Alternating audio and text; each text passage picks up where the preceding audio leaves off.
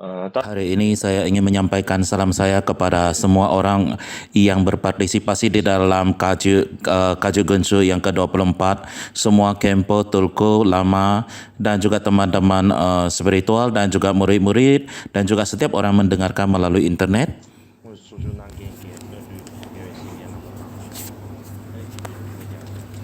Hari ini adalah hari peringatan munculnya Dusum Cienpa yang agung sebagai Sambhogakaya atau boleh kita katakan memasuki parinirvana. Saya tidak perlu membicarakan secara banyak. Anda semua ketahui bahwasannya Dusum Cienpa adalah merupakan pendiri tradisi ajaran Karma Kajuk dan juga merupakan golongan Karmapa yang pertama dan juga orang yang pertama yang mengusung mahkota hitam.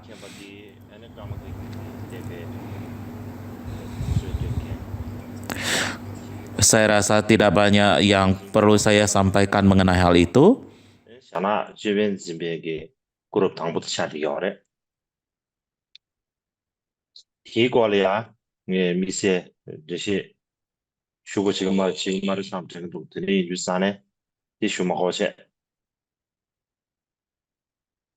다 전에 아 지다다 공기 가슈르다 구지게 다 제발 로듀스는 장도 야나지 구체외인데 로듀즘 쉬비나 아 공고는你去了 顺便搞了 위산의 폐시 Bila mana kita ingin berbicara tentang kehidupannya secara umum ataupun membicarakan tentang keagungannya secara ringkas, ketika Dusum Cienpa berumur 20 tahun, beliau pergi ke Tibet Tengah. Dan alasan mengapa beliau ke Tibet Tengah adalah seperti yang dijelaskan Karmapa Mikadolje dalam sebuah nyanyian, tidak dapat bertahan atas ketenaran Paduka Chapa. Beliau meninggalkan Kam dan Amdo dan datang ke U. Pada saat itu terdapat seorang guru filsafat bernama Chapa Chokesenge di Tibet Tengah dan Dusum Cienpa terpikat oleh ketenarannya dan pergi ke Tibet Tengah. Ketika beliau pergi ke Tibet Tengah, beliau tidak hanya belajar dengan Chapa Chokesenge, beliau juga belajar dengan guru Kadampa terkenal seperti Sang Sarawa dan dengan Palchen Galo yang terkenal baik di Tibet, di India maupun di Tibet, bersama dengan banyak lama terkenal dan berwibawa lainnya. Beliau juga mempelajari Kadampa, Jogjen, Jalan dan hasilnya 6 yoga Kala Cakra, Mahamudra dan banyak instruksi lainnya dari semua sila Dharma. Dusum Cienpa melakukan perjalanan ke Tibet Tengah 2 kali. Saat pertama kali beliau pergi ke Tibet Tengah sendiri, beliau menghabiskan lebih dari 1 dekade mendengarkan dan merenungkan dan lebih dari 12 tahun berlatih meditasi. Dengan demikian, beliau memberikan contoh autentik mengenai tingkat yang tepat dalam berlatih mendengarkan, merenungkan dan bermeditasi seperti yang dijelaskan dalam baris-baris dari Kasana Abhidharma. Dengan perilaku mendengarkan dan kontemplasi sepenuhnya berlatih dalam meditasi.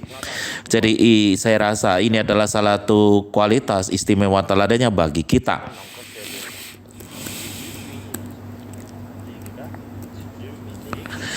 Dan khususnya beliau juga bertemu dengan 7 murid Mirarepa, termasuk Paduka Gampopa, Rejumpa, Lingkawa, Digorepa, Cham Lencit, Kepa Durje, Cemo Nam Kasel, Drun, Geco Punyi. Dan beliau menerima instruksi dari mereka secara lengkap dan tanpa kesalahan. Jadi dapat dikatakan bahwa selain beliau tidak ada lama lain di dapur Kaju yang bertemu dengan sebegitu banyak murid Mirarepa. Secara khusus, beliau menghabiskan 6 tahun bersama Gampopa dan belajar dengan Gampopa dan menjadi salah satu dari 4 putra agung Gampopa yang menegakkan garis silsilahnya. Demikian juga Gampopa juga meramalkan dan berkata kepadanya, lakukanlah latihan mudik kampung Gangra di Kham, manfaat Anda bagi makhluk hidup akan menyebar ke seluruh Uchang dan Kham. Sesuai ramalan Kak Ambopa, beliau pergi dari Tibet Tengah ke kampung Nenang untuk berlatih dan kemudian saat masih berada di Kham mendirikan kampung Nenang Karma Riling, Gua Dopang dan Kham Kin di Tre, menjadi orang pertama yang menyebarkan silsilah dapur kaju di Kham.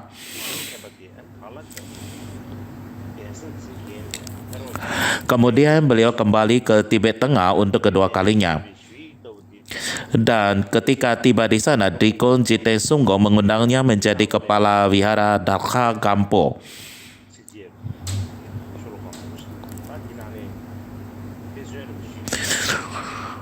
Surat Dikun Jite Sunggo yang mengajukan permintaan ditemukan dalam kumpulan karyanya.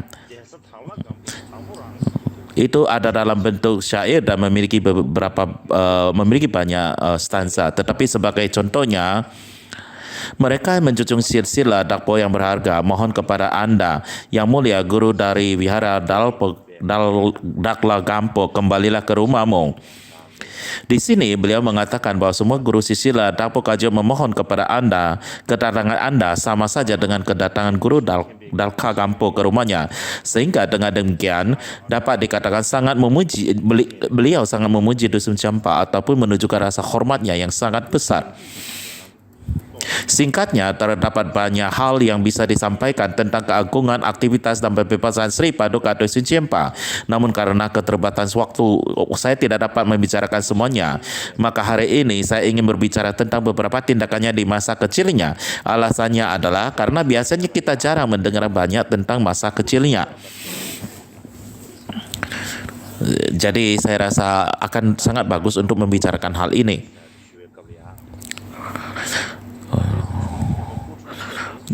Berbicara tentang masa kecilnya, maka saya rasa adalah sangat bagus berbicara tentang tempat dan waktu kelahirannya. Yang pertama adalah tentang tempat kelahirannya.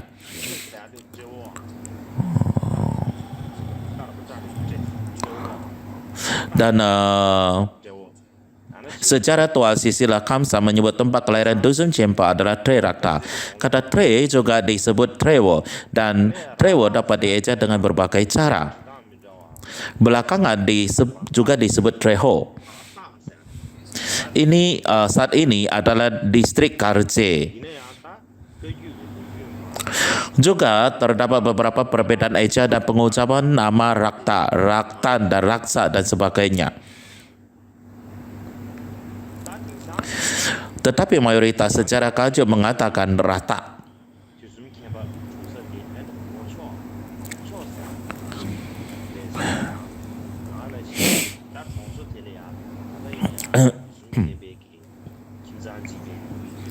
Saat ini masyarakat Karje mengatakan bahwa tempat kelahiran Dusun Champa berada di kota Bocok ataupun Bangcok.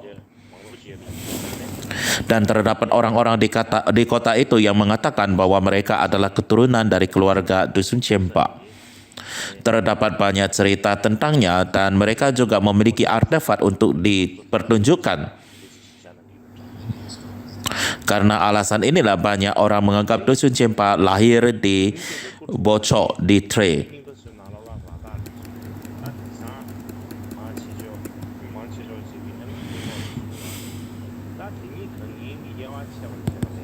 Jadi sejarah kuno mengatakan bahwa Dusun Champa lahir di Ratak. Tetapi kebanyakan orang saat ini mengatakan beliau dilahirkan di Bocok. Untuk membedakan yang mana di antara keduanya, menurut saya, catatan perjalanan serpian Wajra yang ditulis oleh Biksu Sangkarwa Jigming Ngagegyacho, dokter dan pelayan Karmapa ke-8 Mikir Dorje adalah sumber yang sangat bagus. Topik utama dari teks ini adalah bagaimana ketika reinkarnasi Mikir Dorje Wangchut Dorje terlahir kembali di Tre bawah dekat Kawarangri di Taksang atau Taksang Nang seperti yang dikenal saat ini. Syamar kelima mengirimkan rombongan 10 biksu semuanya dengan posisi penting termasuk Biksu Sangkarwa dan Gomcheng Chunggul Kunga dari Garcheng untuk mempersembahkannya jubah dan perlengkapannya. Dan teks ini menceritakan peristiwa, tempat, dan wihara beserta sejarah terkaitnya yang mereka lihat dalam perjalanan mereka dari Tibet Tengah hingga mereka bertemu dengan sang reinkarnasi di Trewo. Dan khususnya teks tersebut dengan jelas menggambarkan tempat-tempat di tre atas dan tre bawah, wihara-wihara pada masa saat itu, dan khususnya fakta-fakta yang berkaitan dengan tempat kelahiran Dusum Chenpa. Beliau dengan jelas menulis bagaimana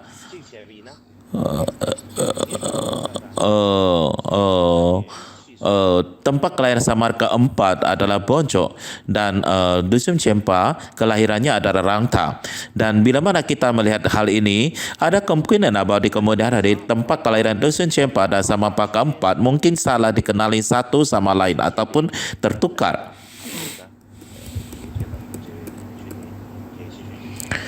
Seperti saat ini di Dekarata terdapat stupa raksa.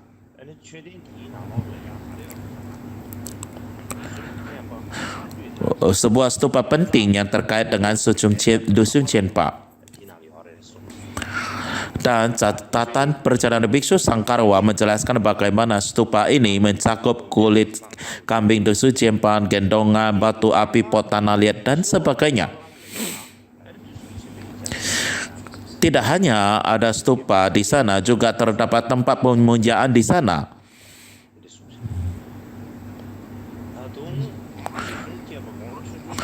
Dan beliau menulis bahwa di jalan sekitar terdapat tempat pemujaan, terdapat jejak kaki Dusum Chenpa serta cetakan dari wajra rahasianya. Terlebih lagi ketika Dusum Chenpa sedang belajar menulis ketika beliau masih kecil, beliau sedang bermain-main di sisi selatan sungai dan beliau menulis dengan huruf-huruf yang jelas di permukaan batu di sisi utaranya, dan ia berada di sebelah selatan dan menulisnya di permukaan batu sebelah sisi utaranya, di atas permukaan batu.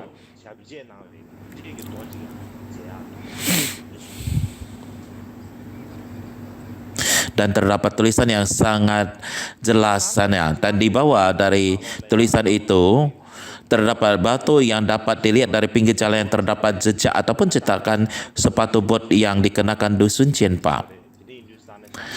Secara umum, Karmapa pertama dan Karmapa ke-9 sama-sama lahir di Treho. Begitu pula Samara keempat, Chenga Chodra. Jadi beberapa Karmapa dan Samapa lahir di sana. Tidak hanya itu, hingga masa Karmapa ke-10 Choyenderje terdapat banyak lama kaju dan wihara di Treho. Terlebih lagi seorang murid Karmapa ke-7 bernama Chamo Kosir dan lainnya menyebarkan karma kaju secara luas di sana, baik dari segi dharma maupun politik. Namun, wihara-wihara dihancurkan oleh tentera Mongolia Ghosi Khan, dan sejak saat itu selain wihara Bengen, wihara Ridrat, dan wihara Gongsar, hanya reruntuhan yang tersisa dari wihara Kamsang lainnya. Oleh karena itu, hanya sedikit orang yang tertarik pada sejarah yang berkaitan dengan karma Kamsang. Dan setelah beberapa abad, orang-orang mulai bingung antara Karmapa terdahulu dan Karmapa belakangan, dan tidak dapat membedakan Karmapa dari Samapa. Jadi menurut saya, ada kemungkinan mereka menggabungkan semua cerita menjadi satu saat mereka menceritakannya. Jadi bisa juga keturunan keluarga Dusum Chenpa pindah dari Raksa ke Bocok dan ke tempat lainnya. Jadi saya rasa itu adalah mungkin, dan bahkan sekalipun mereka telah pindah, mereka masih tetap dalam garis keluarga yang sama. Mereka masih bisa mengatakan bahwa seorang Karmapa telah lahir di dalam keluarga mereka. Jadi ini adalah poin-poin yang masih memerlukan penelitian yang lebih lanjut. Jadi itu adalah topik mengenai tempat kelahiran Dusum Chenpa. Dan saya akan berbicara tentang tanggal kelahirannya. Secara umum tidak ada perselisihan bahwa Dusum Chenpa dilahirkan pada tahun Macan Logam siklus kedua 1110 Masehi. Ia lahir di tahun yang sama dengan Desek Bhamodrupa. Mereka seumuran. Tetapi bila mana Anda bertanya hari apa dan bulan apa beliau dilahirkan, biografi lain tidak jelas mengenai bulan apa dan hari apa beliau dilahirkan, namun terdapat risalah astrologi yang berhubungan dengan Kala Cakra, karya Karmapa ke-8 Mika Dorje yang berjudul Senyuman di Danau, Kemajuan 4 Zaman di Dunia, di mana sang Bhagawan sejati menelusuri atau tidak menelusuri. Jadi teks astrologi ini, apa yang dikatakannya di sini adalah Palden Dosu Cempa lahir pada tanggal 8 bulan Ashwin di tahun Macam Lokan. Beliau meninggal dunia pada usia 84 tahun pada hari ketiga bulan Pusya tahun Kerbau Air. Jadi berdasarkan hal ini tampaknya hari kelahiran Dosu Cempa adalah hari ke-8 bulan ke-9 tahun Macam Logam Tibet.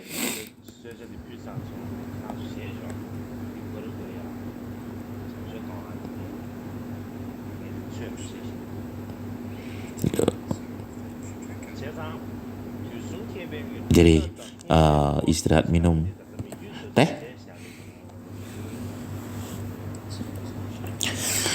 Jadi hanya risalah Mika Dorje mengenai astrolog Kala Cakra yang menyebabkan tanggal lahir Dosun Cempa.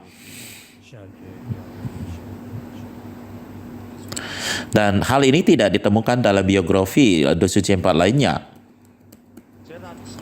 Dan sekarang mengenai ayah dan ibu Dusum Chenpa, ayahnya bernama Gampo Dorjegon dan ibunya bernama Latok Sagancem Mendren. Beliau waktu kecil diberi nama Kepal sejak lahir hingga beliau ditahbiskan. Sekarang, satu perbedaan di sini ditemukan dalam tanya jawab Tempar Abgyal, guru wajar dari Karmapa ke-13 Tudu Dorje. Beliau memberikan nama yang berbeda dengan mengatakan jika Anda tidak mengenali Tonpon Serap Gompo, ia adalah ayat Dusun Cempa. Ini adalah pengecualian. Kisah hidup oleh murid langsung Dusun Cempa dan biografi awal resmi lainnya, semuanya mengatakan bahwa Gompo Dorjegon adalah ayat Dusun Cempa, bukan Tonpon Serap Gompo. Tonpon Serap Gompo adalah kakek dari pihak ayahnya Dusun Cempa. Jadi kakeknya dari Dusun Cempa. Kakek dan ayahnya Dusun Cempa adalah keduanya merupakan praktisi mantra rahasia Nyima dan khususnya mereka berdua berlatih Palden Lamo Rangjung Gyalmo. Jadi ketika masih muda Dusun Cempa mengatakan beliau mempelajari ajaran Dharma Palden Lamo dari kedua ayahnya dan kakeknya.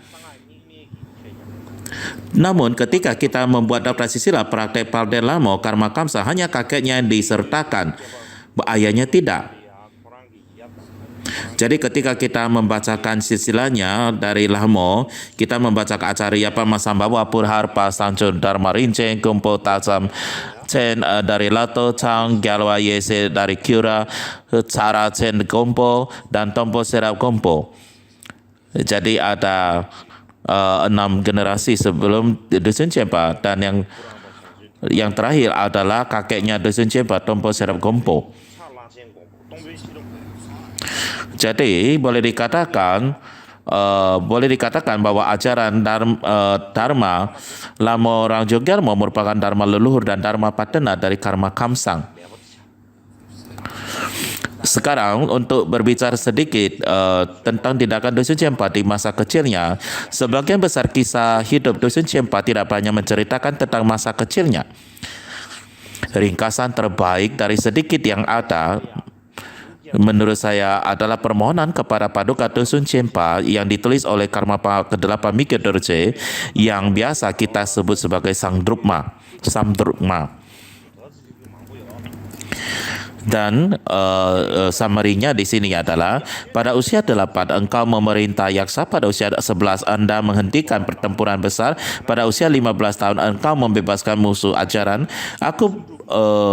Aku bersujud padamu yang menijanakan gerombolan Mara. Pada usia 16 tahun Anda meninggalkan kehidupan perumah tangga dan mempertunjukkan contoh seorang wiharawan yang agung. Anda melestarikan sebuah wihara ajaran Sang Buddha.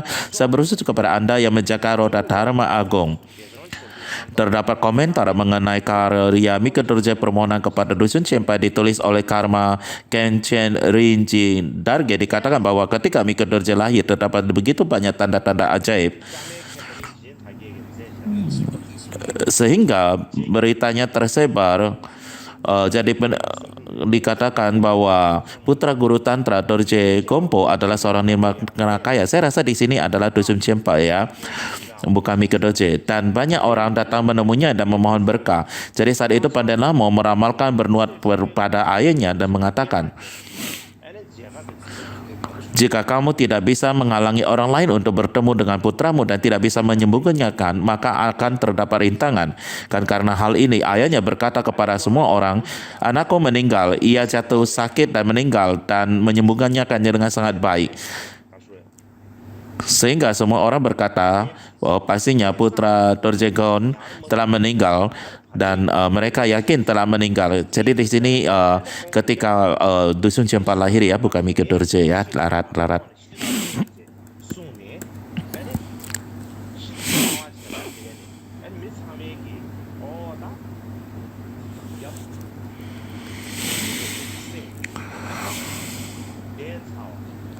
Bagaimanapun juga, Dusun Cempa tumbuh dengan cepat sebagai seorang anak, dan beliau dikatakan sangat kuat, dan beliau dikatakan juga sangat tinggi sekali. Dalam kisah pembebasan yang ditulis oleh murid langsung Dusun Cempa, Badelo Drogyatso, dikatakan pada usia 6 tahun, Dusun Cempa dibawa dalam perjalanan bisnis melalui wilayah utara. Saat berbisnis, beliau tinggal di Lingtao yang sekarang berada di Provinsi Gansu yang cukup jauh, dan kembali ke rumah pada usia 7 tahun, dan pada usia 8 tahun beliau diajak melakukan perjalanan dagang ke selatan, dan ketika mereka sampai di pasar Bayan, ayahnya diundang. Jadi bagaimanapun juga ini menjelaskan bagaimana sejak usia 6-8 tahun Dusun Cempa telah melakukan perjalanan ekspedisi perdagangan ke utara dan selatan. Komentar anotatif pada permohonan kepada Dusun Cempa, Mika Dorje juga mengatakan pada usia 8 tahun mereka melakukan perjalanan untuk berdagang di wilayah utara dan menjadi kaya. Jadi wilayah utara berarti seperti yang baru saja saya sebutkan, kemungkinan itu adalah daerah Gansu saat ini, dan mereka melakukan bisnis sana, dan melalui perdagangan itu keluarganya menjadi kaya.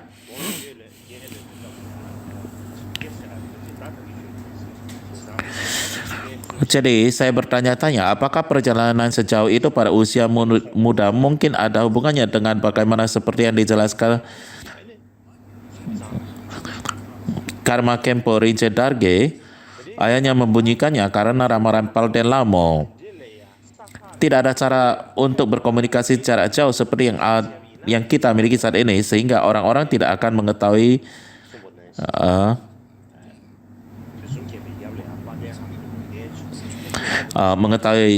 tentang putranya apakah hidup atau tidak.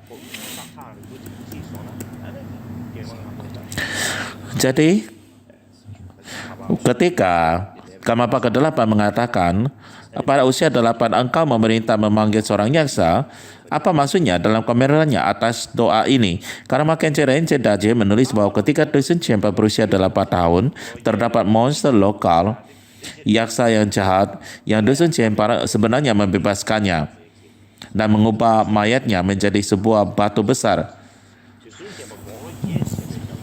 yang mengatakan bahwa bongkar batu tempat yaksa diubah itu masih dapat dilihat di dekat tempat kelahiran Dusun Cempa. Tak hanya itu, terkadang saat ini turun hujan di kawasan tersebut, mereka mempunyai kebiasaan membalikkan batu besar yang ada di tanah dan mendekannya ke dalam tanah. Karma Khenche Rinche Darge berkata bahwa beliau diberitahu hal ini oleh Lama Tua Pemamani dari Treho. Ini adalah sejarah lisan yang tua. Dan lain berikutnya, pada usia 11 engkau mencegah pertempuran besar.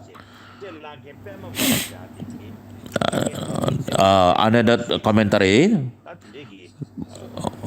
mengatakan pada usia 11 engkau mencegah terjadi pertempuran besar. Komentar anotasinya hanya mengatakan beliau mengalahkan pasukan yang haus akan kekayaan dan daging. Dan Tampaknya pada saat itu pasukan dari daerah lain datang ke Teo dan untuk merampas kekayaan dan baginda mereka, dan Dusun Cempa menghentikannya. Dan hal itu tidak dijelaskan secara jelas. Namun, menurut komentar Karma Kempo, ketika Dusun Cempa berusia 11 tahun, terjadi perang besar di tanah kelahirannya dan masyarakat setempat meminta ayahnya, sang guru Tanta Kompo Dorjegon, untuk menghentikan perang tersebut. Ayahnya menjawab, pada saat itu saya sudah terlalu tua dan tidak dapat lagi melakukan aktivitas murka seperti itu. Saya melakukan ataupun memiliki beberapa ratus juta pembaca deiti kebijaksanaan. Hingga saya menyelesaikannya, saya tidak dapat melakukan aktivitas murka. Jadi, nak, kamu ahli dalam ritual aktivitas para Mamo dan Yama. Jadi, begitu pula ritual kemenangan atas Yama dalam pertempuran. Sesuai dengan instruksi, Dusun Cempa melakukan ritual kemenangan atas Yama dalam pertempuran. Dan ia memukul mundur pasukan dan konflik di lembah mereda dengan sendirinya. Ketika hal itu terjadi, penduduk setempat berkata, putra guru Tantro Kompo yang merupakan seorang nirmanaka pasti belum meninggal. Karena guru Tantra tidak mau melakukan ritual tersebut dirinya sendiri. Dan mereka mengatakan putrinya belum meninggal dan tentunya cukup sakti.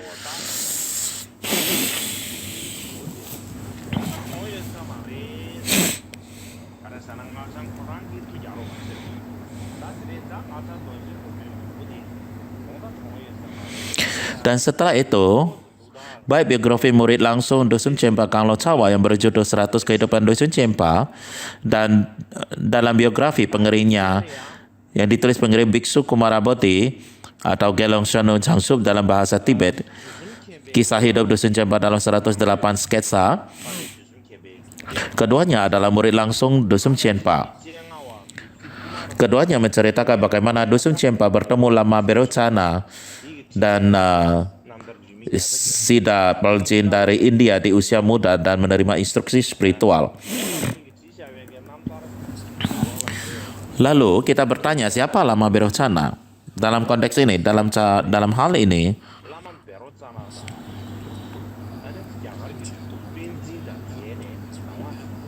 jadi dalam catatan sejarah merah karya sejarawan besar Tibet Tungkar Rinpoche yang menulis pada catatan 595, ini bukanlah sang penerjemah Berocana yang sejaman dengan Raja Tibet di Desen, melainkan seorang lama dengan nama serupa dari tradisi Kagyu. Saya belum melihat biografinya.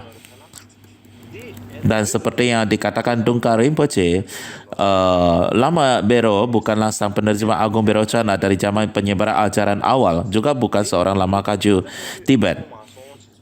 Beliau mungkin seorang pandita India yang melakukan perjalanan sekitar abad ke-11 ke Tibet. Namanya adalah Berocana atau Berocana Raksita. Biografi murid langsung Dusun Cempa menyebutnya sebagai Lama Bero atau Lama Berocana. Namun, beliau lebih dikenal di Tibet dengan nama lain, yaitu Ngulcu Bero atau Mercury Bero atau Bero Mercury. Dan alasannya mengapa beliau dipanggil Ngulcu atau Mercury Bero adalah karena ketika beliau melakukan perjalanan di Tiongkok, Kaisar memberinya secangkir merkuri. Merkuri itu sangat beracun. Hal ini rumit untuk dijelaskan, tetapi secara singkat ini beracun. Bagaimanapun juga, Kaisar memberikannya secangkir penuh merkuri dan beliau meminumnya semuanya. Ia meminum sampai habis, tetapi itu tidak membahayakan dirinya. Itulah sebabnya beliau dipanggil Ngucu ataupun Mercury Bero atau Bero Mercurius.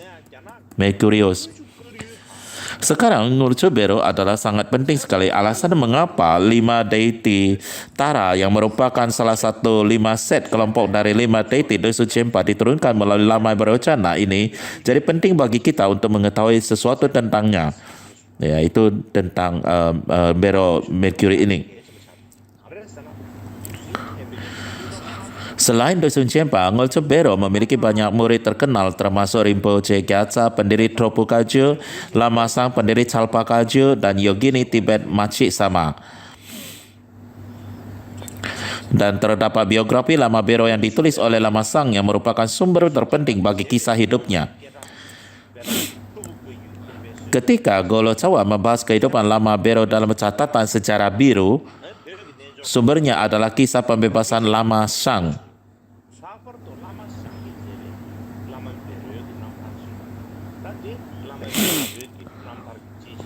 Banyak yang bisa diceritakan tentang kisah hidup Lama Bero dan kapan Dosun Cempa bertemu dengannya.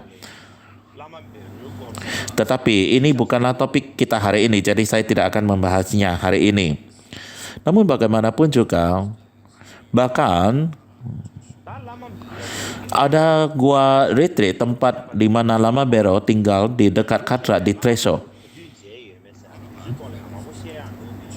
Dan terdapat autobiografi dari Tonto Rinpoche kelima yang menggambarkan gua dekat Katra di Treso.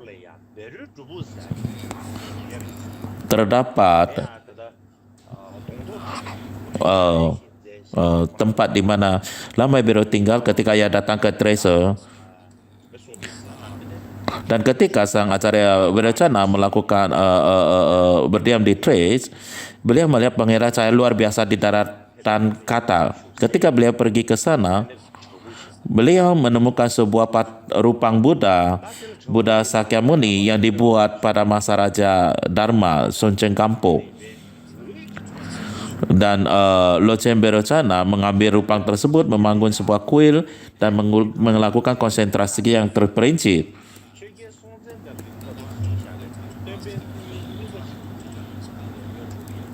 Dan dikatakan belakang setelah ada wihara kaji yang besar dan sangat awal di sana bernama Sarangkadat Doje, tetapi suatu masa ketika wihara itu mengalami kemunduran, akhirnya jatuh ke dalam kehancuran. Setelah sekian lama rupang yang ditemukan oleh Lotsen Wiracana dipersembahkan mantra Dharani untuk mengisi rupang. Pada ada patung Jawa Sakyamuni, Avalokitesvara berlangan 1000, pelindung masa dan sebagainya.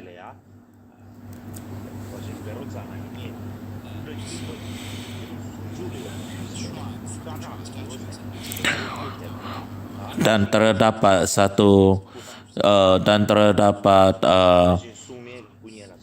altar untuk rupang Jawa dan terdapat 101 caca besar yang masing-masing berisi biji tasbih dari Malah Wiracana. Jadi ini adalah sejarah lisan sebagaimana disampaikan oleh Dondok Rinpoche. Jadi saat ini secara umum dikatakan bahwa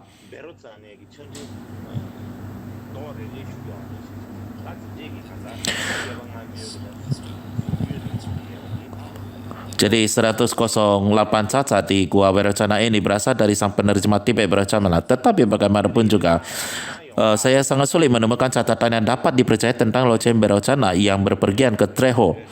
Terlebih lagi, sang penerjemah Agung Wiracana dan Ngulsu Wiracana memiliki nama yang persis yang sama. Jadi keduanya bercampur aduk. Pada dasarnya di Tibet, ketika Anda mengatakan Wiracana, semua orang berasumsi bahwa yang Anda bicarakan adalah sang penerjemah Wiracana. Jadi menurut saya itulah kenapa orang-orang menjadi bingung, dan saya tidak akan berbicara banyak tentang hal ini.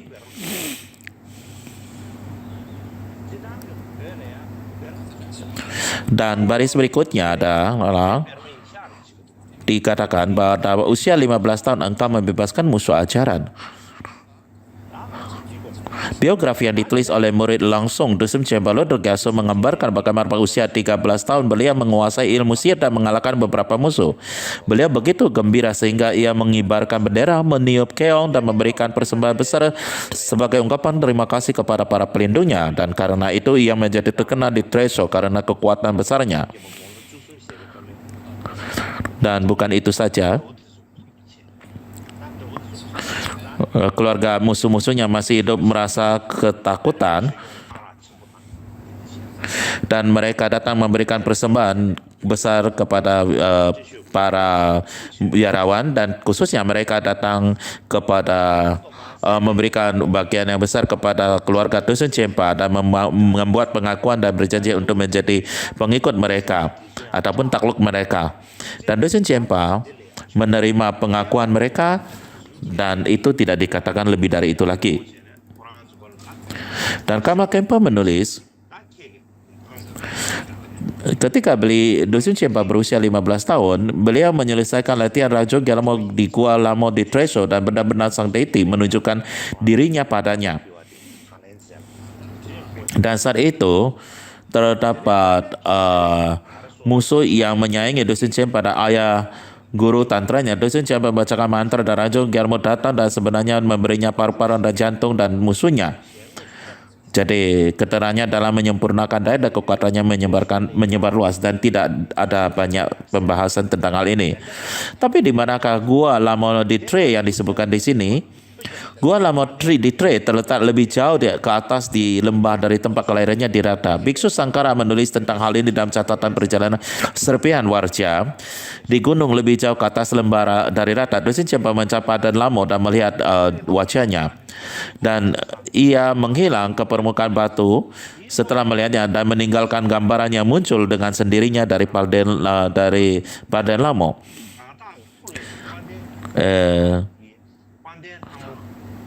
Bersama dengan begalnya dan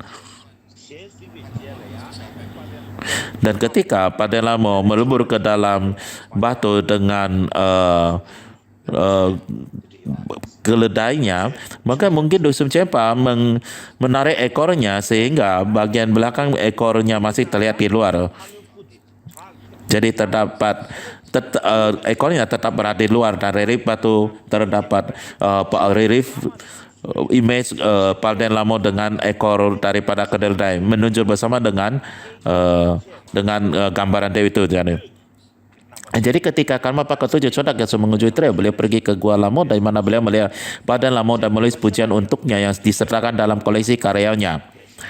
Satu catatan yang berbeda dari yang lainnya terdapat dalam komentar anotatif Miko Doji tentang permohonan kepada Dusun Cempa. Beliau menulis kalimat ini, pada usia 15 tahun engkau membebaskan musuh ajaran. Istrinya telah diambil oleh orang lain, jadi beliau melakukan latihan dan ilmu sihir dan mengambil kemenangan untuk Pernapa. Dan dalam kumpulannya yang Karmapa dalam dikatakan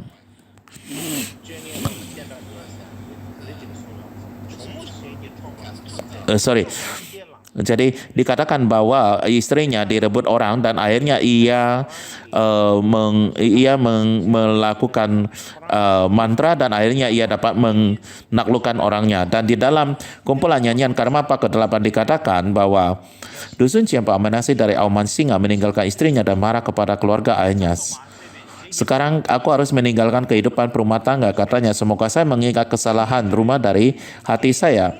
Jadi ini berarti Dusun Cempa meninggalkan istrinya ketika beliau meninggalkan rumahnya dan beliau berselisih paham dengan saudara-saudara ayahnya.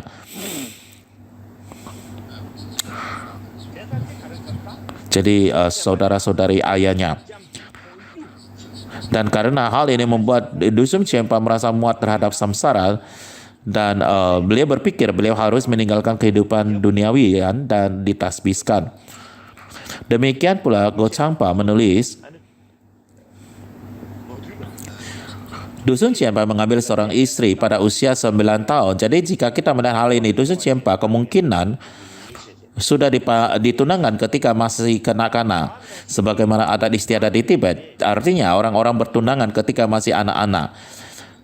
Mereka tidak menikah, tetapi mereka sudah ditunangkan atau bertunangan. Jadi katakanlah saat gadis ini atau anak ini besar, Anda berdua harus menikah. Jadi ini adalah kebiasaannya di sana. Jadi menurut saya inilah yang dimaksud di sini. Jadi bagaimanapun juga apa yang dimasukkan di sini adalah Dusun Cempa sesungguhnya mempunyai seorang pengganti atau istri. Namun seperti yang dikatakan, Dusun Cempa mempunyai wajah seperti monyet. Jadi wajah Dusun Cempa itu tidak enak dipandang seperti wajah monyet.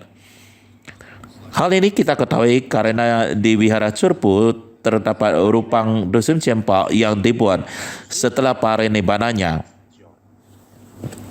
Dan pematung dari ini adalah salah satu murid langsungnya. Dan patung ini atau rupang ini memang memiliki wajah yang sangat mirip dengan wajah monyet. Jadi Dusun Cempa mungkin gimana katakannya tidak terlalu tampan. Wajahnya tampak seperti wajah monyet. Jadi mungkin beliau ditinggal oleh mempelai karena beliau tidak tampan, atau mungkin beliau dirayu oleh orang lain untuk kawin lari. Bagaimanapun juga mempelai wanitanya meninggalkannya dan pergi bersama dengan orang lain. Ketika ia pergi, Dusun Cempa merasa putus asa. Beliau depresi dan mempraktikkan mantra murka, membangkitkan para pelindung dharma, dan ketika musuhnya keluar untuk melakukan sesuatu, ia terjatuh dari kudanya di jalan dan tersedak dan terbunuh. Dan ketika Dusun Cempa mendengar berita ini, beliau sangat gembira, mengibarkan bendera, meniup keong, dan berlari menunggangi kuda, dan memberitahukan bahwa beliau telah mencapai kejayaan dan memberitahukan semua wilayah di Treho.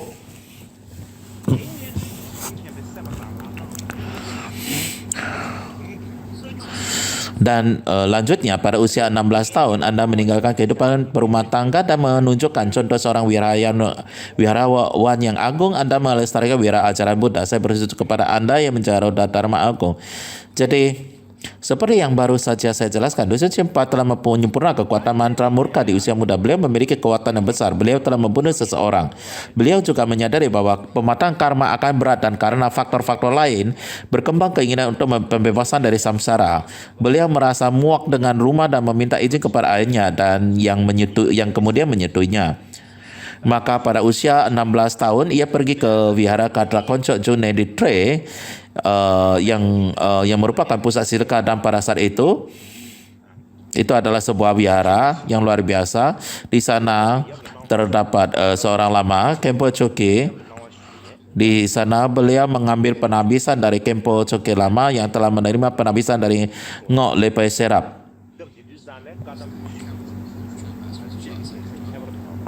Seorang murid Atisa dan pendiri Wihara Sangpo, dan murid utama penerjemah tipe Ngok Lawrence Serap. Pemimpin ritualnya adalah Chak Sengge Drak. Beliau diberi nama Wihara Choke Drakpa. Jadi sejak Dusun Cempa dan seterusnya terdapat kebiasaan memberi inkarnasi kamapa nama wihara atau nama Dharma Choke Drakpa. Saya pikir pasti ada alasan khusus untuk hal ini, karena jika tidak maka tidak perlu untuk menamai mereka semua dengan Choke Drakpa.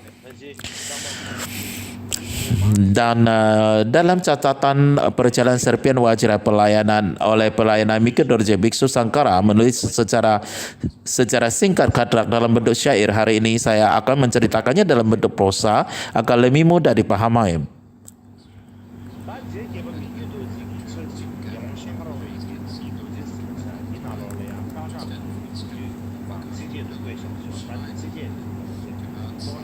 Jadi Kaisar Tibet Tri Rinpoche mengumpulkan semua biksu di wilayah Tibet pada saat itu, mulai dari stupa di Pilar Kachun di Tiongkok hingga Gunung Cha, singgah di Kashmir dan membangun wihara roda Dharma di sana.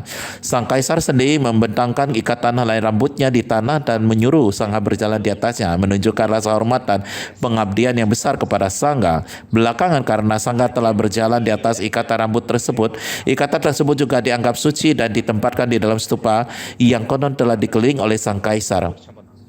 Jadi stupa Kadrak berisi rambut Kaisar Tri Rinpoche.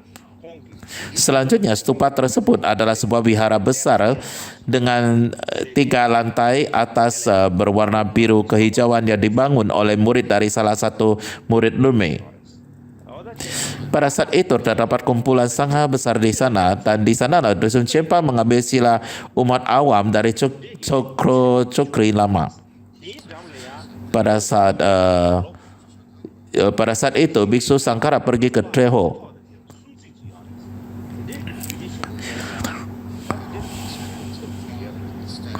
Wiharanya sedang mengalami kemunduran, rupang-rupang dan kitab sucinya semua tua dan berserakan, dan para biksu semuanya tidak ada bedanya dengan umat awam. Mereka tidak benar-benar membangkitkan keyakinan. Sisilanya saat itu adalah Sakya tulisnya. Jadi meskipun Biksu Sangkara hanya menulis beberapa bait mengenai topik ini, saya yakin ini merupakan sumber sejarah yang penting. Bagaimanapun juga Meskipun catatan perjalanan yang baru saja saya diskusikan hanya mengatakan bahwa ia mengambil sila awal murid langsung Dusum Chenpa dalam Pulau Emas, kehidupan berharga Sang Bhagawan dalam 18 bab karya Ganglong mengatakan, maka pada usia 16 tahun beliau mengambil sumpah samanera di Kadra bersama Geshe Choke Lama yang beliau layani selama 2 tahun. Dari Geshe Rawa yang menerima Abhisheka Cakra Sambaran dan kemudian mendengarkan ajaran Achala dan juga tradisi Kadampa. Dan dalam kisah hidup Dusum Chenpa dalam 108 sketsa karya Biksu Kumara Bodhi juga menggambarkan bagaimana ia pergi meninggalkan rumah tangga di Kadra di Tre. Tidak hanya itu, beliau ikut serta dalam kegiatan sangga dan mendirikan tempat kecil di sana. Jadi ketika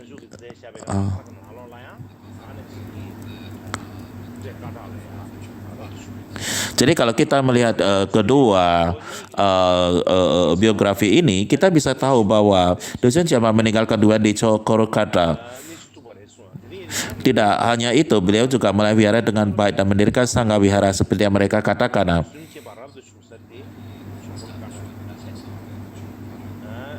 Dan juga dikatakan ia mendirikan sangga di Kadra. Jadi ini sangat persis seperti apa yang ditulis oleh attendennya.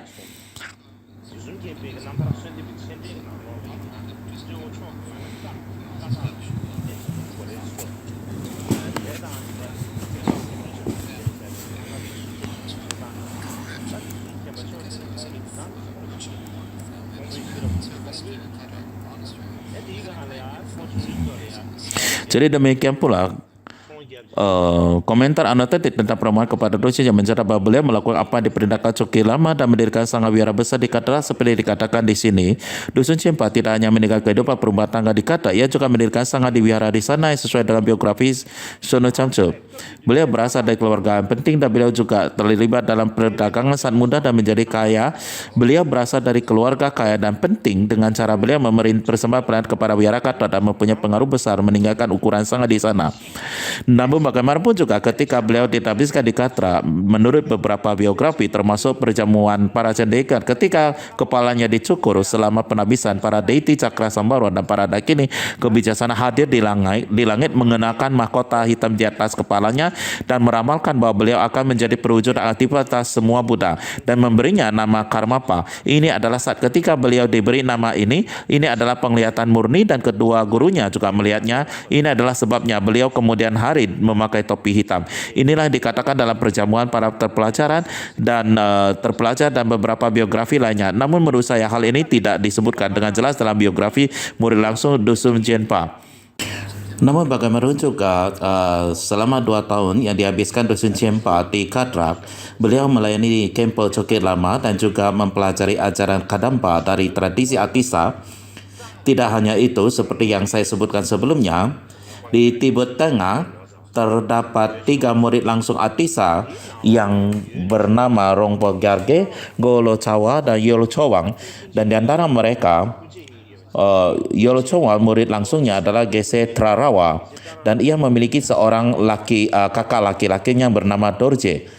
Dan dari Dorje lah Dusum Chenpa mempelajari ajaran Kadampa.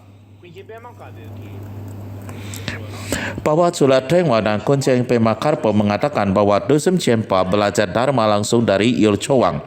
Namun biografi murid langsung Dusum Chenpa hanya menyebutkan murid Yolo Chowang Trarawa. Mereka tidak menyebutkan beliau belajar dengan Yolo Chowang sendiri. Demikian juga Dusum Chenpa juga mempunyai kebiasaan berbicara dengan murid-muridnya tentang kehidupan masa lalu dan masa depan lama-lamanya. Dan ketika beliau berbicara tentang kehidupan masa lalu dan masa depan para lamanya, beliau berbicara tentang kehidupan masa lalu dan masa depan Trarawa, tetapi tidak dengan kehidupan Yolo Chowang. Selain itu, secara umum juga diterima bahwa Yolo Chowang berusia lebih dari 50 tahun ketika Atisa datang ke Tibet Tengah. Jadi jika Dusum Chenpa bertemu dengannya pada saat itu, Yolo Chowang pasti minimal berusia sekitar 95 tahun.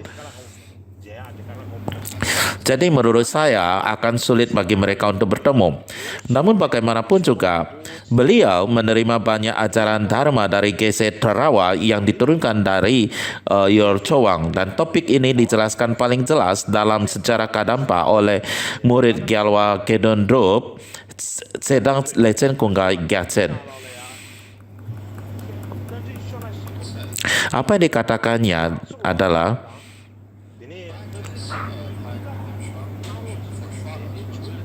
secara khusus, Locawa dan Raja Biksu antara lain meminta sadhana Hayagriwa dan Empashana, tetapi Atisa tidak mau memberikannya kepada mereka. Tetapi ia berkata kepada Yocowang, ini adalah Avalokiteswara dan ia adalah deity welas asih. Kamu mempunyai welas asih yang besar dan aku akan memberikannya kepadamu dan memberikannya kepada Anda, dan karena Anda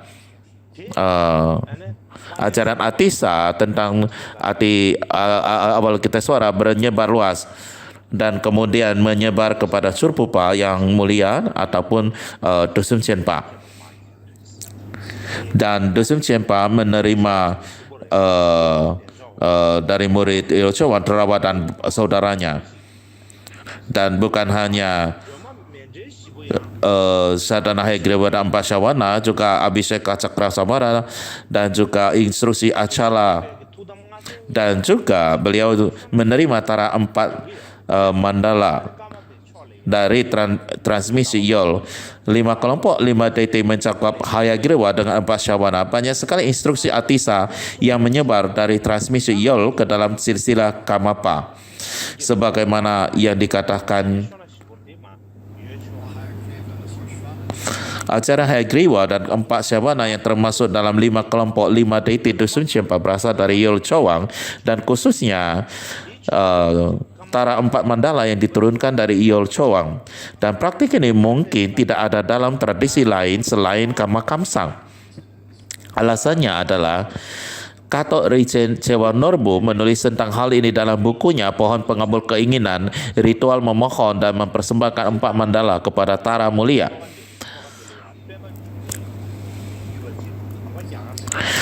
Meskipun ada yang mengatakan bahwa ada ritual memohon keinginan kepada Tara yang ada dalam silsilah Padmasambhava, Dampa, Gyakarwa, dan Sakya Sri, namun saya belum melihat secara jelas ritual 4 mandala yang berdiri sendiri dari silsilah mereka. Yang diketahui sekarang diturunkan oleh Paduka di Atisa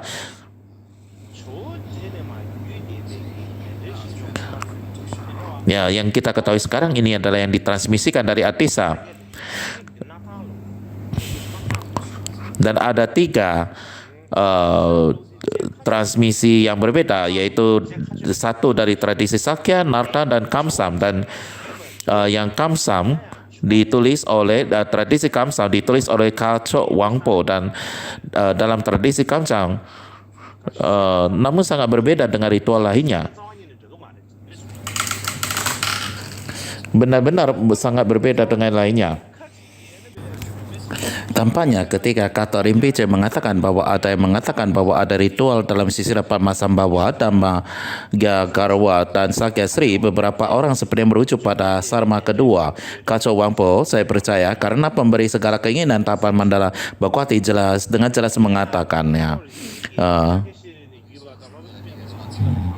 Namun bagaimanapun juga Kato Rinci ketika beliau mengatakan belum pernah melihat ritual 4 mandala yang independen dalam silsilah mereka, ada instruksi tentang memuji dan mencapai tara oleh Sakya Sri dalam 100 instruksi Tropo.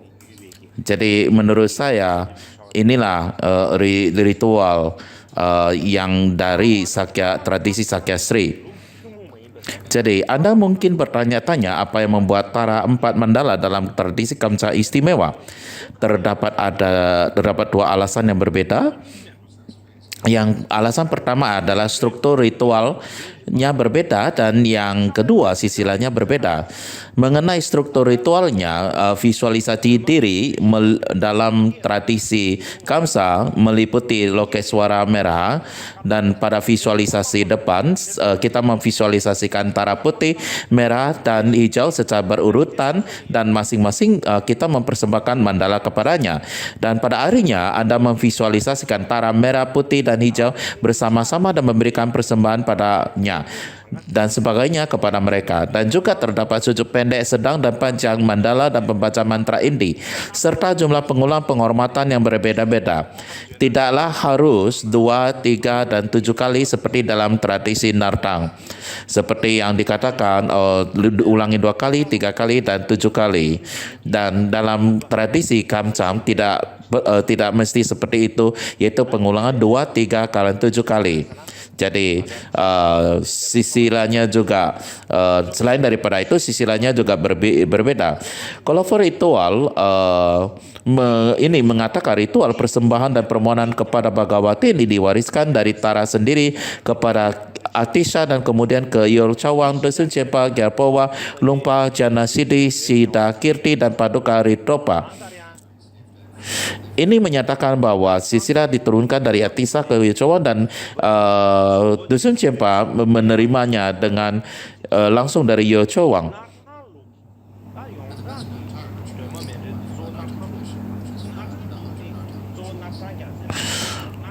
Dan ritual Tara yang paling terkenal terutama berasal dari tradisi Natang yang terutama ditemukan dalam ritual 100 Natang.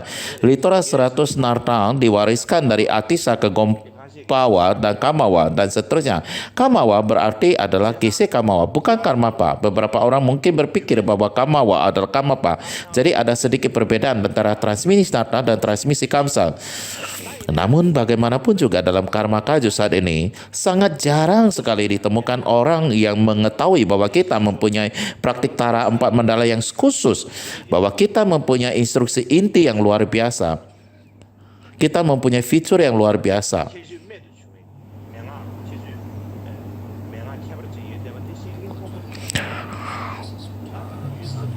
Orang umumnya hanya mengetahui Sabtik Dharma, dan orang-orang yang mengetahui adanya 4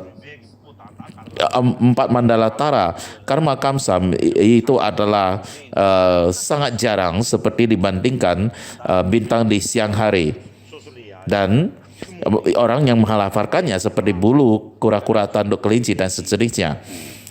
Dan bagaimanapun juga kita mempunyai instruksi khusus yang harus kita hargai dan lestarikan, dan jika kita melakukannya maka kita akan berani menunjukkan wajah kita kepada para penegak sisila di masa lalu dan berani mengatakan bahwa kita menjunjung tinggi sisila mereka.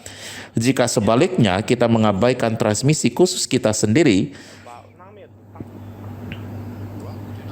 dan tidak menjaga harta pusaka kita sendiri dan alih-alih hanya mengamalkan tradisi lain, sudah barang tentu boleh saja mempraktekkan sisila lain, tetapi pertama kita harus menjaga dan menjaga warisan kita sendiri dulu sebelum, jadi melestarikan warisan Anda sendiri dahulu sebelum Anda mencari permata di tempat lain. Itu adalah cara yang bijaksana. Jadi dengan demikian maka penting bagi kita semua untuk memahami betapa pentingnya Dusun Cempa bagi Buddhisme Tibet, khususnya Dakpo Kagyu dan khususnya dalam silsilah bagi silsilah Karma Kamsa. Setelah kita memahami hal ini, hal yang paling penting adalah mengetahui bagaimana mengambil contoh dari para guru besar di masa lalu sebagai instruksi spiritual. Mengetahui kisah hidup mereka semata tidak cukup membantu. Kita perlu menjadikan kisah hidup mereka sebagai petunjuk spiritual atau sebagai contoh untuk kita ikuti dan lakukan sepanjang kita bisa untuk menjadi seperti mereka. Hanya jika kita dapat menerapkan ketekunan dalam hal ini, maka mengetahui kisah hidup sang lama akan bermakna. Kalau tidak, akan tidak ada banyak perbedaan antara kisah hidup para lama dan kisah orang-orang duniawi biasanya. Hanya itulah yang ingin saya sampaikan untuk hari ini.